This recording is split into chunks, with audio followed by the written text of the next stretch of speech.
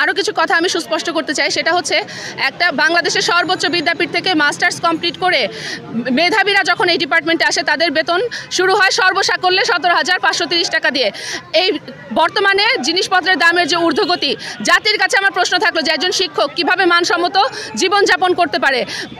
সংসার টানতে গিয়ে যদি একটা শিক্ষককে হিমশিম খেতে হয়, প্রতিনিয়ত যদি তাকে তার ফাইন্যান্সিয়াল ক্রাইসিস সম্পর্কে তাকে সারাক্ষণ একটা দ্বিধাদ্বন্দ্বের মধ্যে ভুগতে হয়, মাসের অর্ধেকে যদি তার স্যালারিটা শেষ হয়ে যায়, একটা শিক্ষক কিভাবে সে পরিপূর্ণ কনসেন্ট্রেশন দিয়ে তার শিক্ষার্থীদেরকে পড়াতে পারে।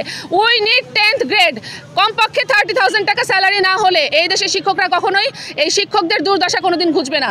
ঠিক আছে, আপনারা নিজেরাই যারা দেশের আমাদের মাননীয় প্রধান উপদেষ্টা ডক্টর ইউনূস স্যারের দৃষ্টি আকর্ষণ করছি। স্যার, আপনি জানেন যে জিনিসপত্রের দামের যে ঊর্ধ্বগতি, আমাদের শিক্ষকদেরকে দয়া করে সম্মান দিয়ে দেন স্যার। আমাদের শিক্ষকদেরকে কেন এভাবে রাজপথে দাঁড়িয়ে চিৎকার করে বারবার আমাদের ন্যায্য অধিকারের কথা জানাতে হবে? এটা তো আমরা না চাইতেই আমাদের পাওয়ার কথা। ঠিক আছে, তো শিক্ষকরা অনেক কষ্টে আছে তাদের সংসার চালাতে। এবং আমি পরিশেষে একটা কথা বলতে চাই, এই প্রাইমারি ডিপার্টমেন্ট হচ্ছে কোমলমতি শিশুদের জন্য।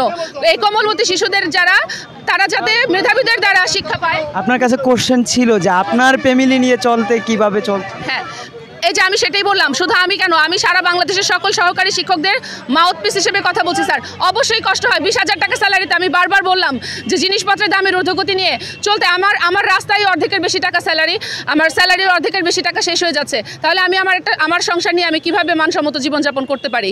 এটা বাংলাদেশের সকল শিক্ষকদের একটা কমন সিনারিও।